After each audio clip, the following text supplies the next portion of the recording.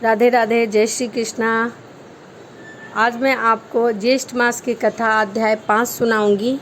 इससे पहले कि मैंने 4 वीडियो अपने चैनल पे अपलोड कर दी है, आप वहां से जाके कथा का श्रवण कर सकते हैं और कथा को सुन सकते हैं। तो चलिए इसी के साथ अध्याय 5 शुरू करते हैं। और कथा को सुनने से पहले स्नान आदि कर पूजा पाठ कर और जब कथा सुने तब कथा सुनने से आपको 2 गुना लाभ होगा। तो चलिए कथा को शुरू करते हैं। इस कथा में हम सुनेंगे रंभा व्रत का वर्णन का महत्व क्या है। तो चलिए कथा को शुरू करते हैं।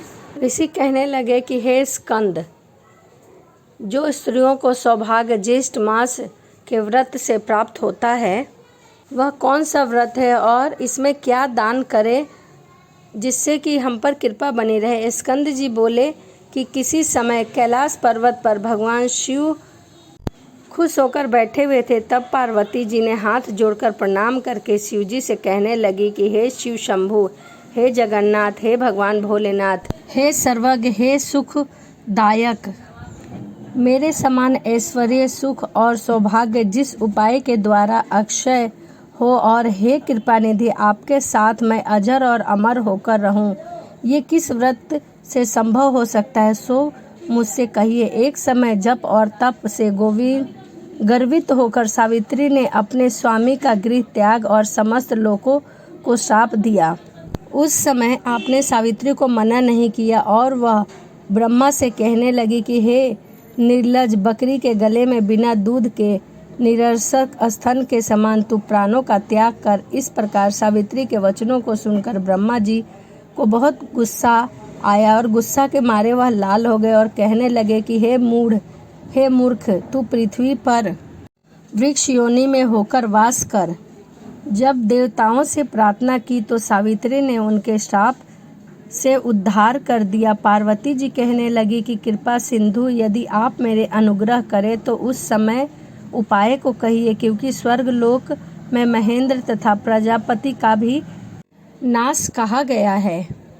इतनी बातें सुनकर शिवजी बोले कि हे वाराने, इस संसार में जितने भी दृश्यमान पदार्थ हैं उन सब का नाश होना निश्चय है। फिर भी तुम्हारी भक्ति में वंशीभूत होकर मैं उपाय कहूँगा। हे भद्र, ज्येष्ठ मास के शुक्ल पक्ष की तृतीया को स्नान कर नियम में तत्पर रहकर यथापूर्वक श्रेष्ठ रंभा व्रत को करना चाहिए।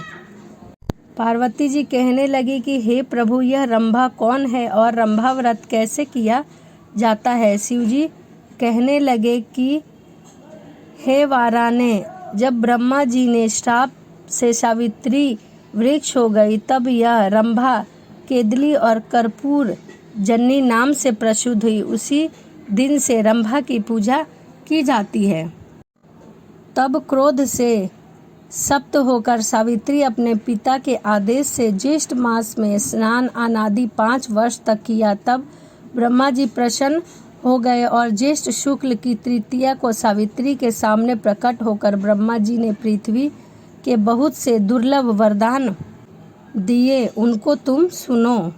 ब्रह्मा जी ने सावित्री से कहा कि हे शुभे, तुम संसार के कल्याण के लिए अंश से रंभा केला हो जाओ। जो ज्येष्ठ मास में तुम्हारी ज्येष्ठ पूजा करेगी उनका सौभाग्य, सुख और संपत्ति अक्षय रखना। ऐसा कहकर ब्रह्मा जी सावित्री के साथ सत्यलोक में चले गए।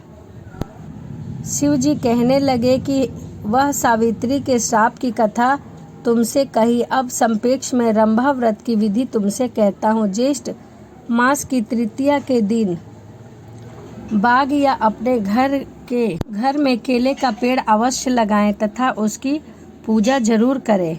पंच अमृत, गंध, पुष्प, माला, कपूर और सावित्री शीतल खुशबू से वासित जल आदि से प्रतिदिन वृक्ष का सिंचन करें। सुंदर वन को बनाकर उसके मध्य में कलश स्थापित करें तथा उन्हें वस्त्र पहनाकर उनकी पूजा करें। पशुआचर विधि से पूजन कर अनेक प्रकार के नैवेद्य अर्पण करें। अपनी शक्ति के अनुसार दक्षिणा भी दे और स्वयं हविष्यान्य भोजन कर गौत वाद्य पुराण कथा श्रवण आदि कीर्तन द्वारा देवताओं के सामने जागरण करे। इसी प्रकार केदली वन में बैठकर केले की पूजा करे। समस्त कामनाओं वाले मनुष्य इस प्रकार मास व्रत को करे। जब 1 मास पूर्ण हो जाए तो आचार्य को बहुत सा धन देकर दूध वाली गौ का भी दान करे। यथाशक्ति हवन कराकर ब्राह्मणों को भूषित दक्षिणा देवे और अपनी शक्ति के अनुसार शंकरा युक्त खीर से ब्राह्मणों को भोजन करावे। इसके पश्चात विसर्जन कर पारण करे और प्राणियों को बहुत सा अन्न और दान भी करे। शिवजी पार्वती जी से कहने लगे कि हे भद्र, पहले तुमने मुझको प्रसन्न किया था, इसी से यह सब रहस्य मैंने तुमको बतलाया है। इस व्रत को यत्न पूर्वक करो, तुमको शाश्वत फल मिलेगा। प्रथम सूर्यपुत्र के विग्रह में जगदीश्वर ने इस व्रत को गुप्त रखा था। इस पवित्र व्रत को जगत के गुरु श्री शंकर भगवान ने सभी पर कृपा कर श्री पार्वती जी से कहा। श्री इति ज्येष्ठ मासे महात्म रंभा व्रत वर्णन महात्म्यम 5 अध्याय संपूर्ण। ज्येष्ठ मास की कथा अध्याय 5 यही समाप्त होता है। इस कथा में आपने सुना कि रंभा का व्रत कैसे किया जाता है और सावित्री जो थी वही रंभा थी और उन्होंने केले के वृक्ष में जन्म लिया। और ज्येष्ठ मास में हमें केले के वृक्ष का भी सिंचन करना चाहिए, उनकी पूजा अर्चना करनी चाहिए। इससे भगवान विष्णु भगवान हरि प्रसन्न होते हैं और मन वांछित फल देते हैं। तो चलिए इसी के साथ मिलते हैं अगली वीडियो में। और यदि आपने ज्येष्ठ मास की कथा का अध्याय 1, 2, 3, 4 नहीं देखा है तो मैंने अपनी वीडियो चैनल पे अपलोड कर दिया है, वहां जाकर आप देख सकते हैं। तो चलिए इसी के साथ मिलते हैं अगली वीडियो में। राधे राधे, जय श्रीमन नारायण, हरे कृष्णा।